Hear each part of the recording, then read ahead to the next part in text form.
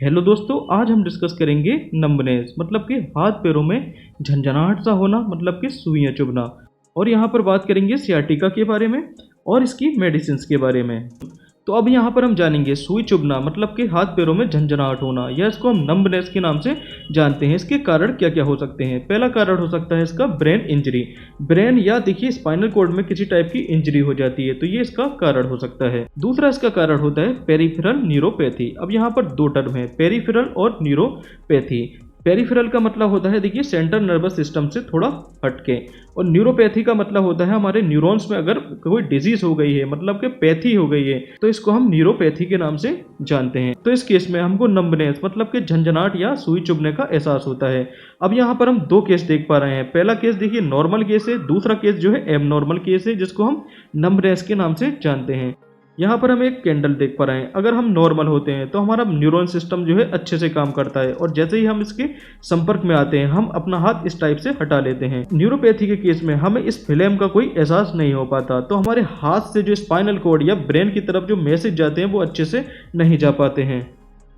दूसरा कारण है एल्कोहलिज्म। अगर कोई पेशेंट ज़्यादा मात्रा में शराब पी लेता है तो उसको नंबनेस की शिकायत देखने को मिलती है, मतलब कि हाथ पैरों में झंझनाहट सी महसूस होती है। दूसरा डायबिटिक पेशेंट, तो डायबिटिक पेशेंट को भी ये नंबनेस की शिकायत देखने को मिल सकती है। नेक्स्ट आता है, अगर हमारे न्यूरॉन्स को अगर लो ब्लड सप्लाई होती है तो यहाँ पर ब्लड की सप्लाई कम होने के कारण हमारे न्यूरॉन्स जो एक्टिवली काम नहीं कर पाते हैं, तो ये कारण भी हो सकता है नंबनेस का, मतलब कि हाथ पैरों में झंझनाहट का होना। ओके, नेक्स्ट आता है विटामिन की डिफिशियंसी। अगर विटामिन की कमी हो जाती है हमारी बॉडी में तो नंबनेस की शिकायत देखने को मिल सकती है। नेक्स्ट आता है सियाटिका। तो ये सियाटिका क्या होता है? जो हमारी सियाटिक नर्व जो कि हमारे लोअर लिम्ब को सिग्नल जो है पहुंचाने का काम करती है, तो ये सियाटिक नर्व अगर इंटरवर्टिब्रल डिस्क के बीच में फंस जाती है, जिसके कारण हमारे पैरों में जो है सुन्नी मतलब कि नंबनेस की शिकायत देखने को मिलती है। तो अब यहाँ पर बात कर लेते हैं मेडिसिन के बारे में। तो कौन कौन सी मेडिसिन का यूज़ यहाँ पर किया जाता है?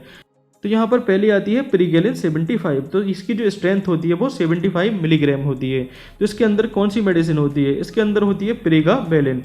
तो ये मेडिसिन एंटी एपिलेप्टिक की तरह भी काम करती है। और दूसरा नर्व पेन, मतलब कि नर्व में अगर दर्द होता है तो उसमें इसका यूज़ किया जाता है। तो पर डे ये मेडिसिन कितनी लेनी चाहिए? तो मैक्सिमम डोज इसका होता है 600 मिलीग्राम, मतलब कि 600 मिलीग्राम पर डे इसको लिया जा सकता है। अब यहाँ पर जो इसकी स्ट्रेंथ है वो 75 मिलीग्राम है, तो इसको एज अ बीडी या टीडीएस यूज़ किया जा सकता है।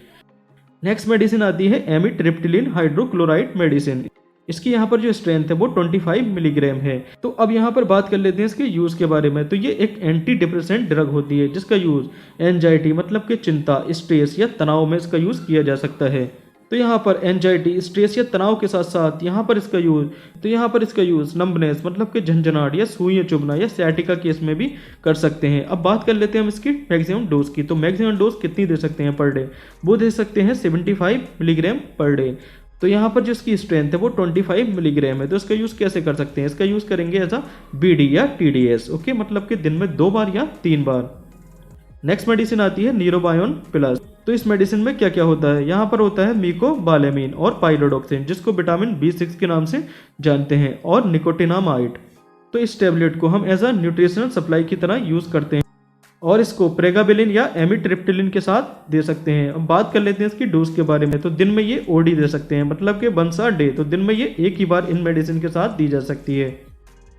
नेक्स्ट आते हैं जेल या ऑइंटमेंट या क्रीम। तो पहला आता है अर्क जेल, और दूसरा आता है एरिगाबा जेल, और तीसरा आता है यहाँ पर गैबिका के। ओके, तो तीनों के अंदर जो मेडिसिन हैं वो लगभग सेम ही होती हैं। और यहाँ पर जो कैप्सिसिन है ये मिर्च से प्राप्त होता है।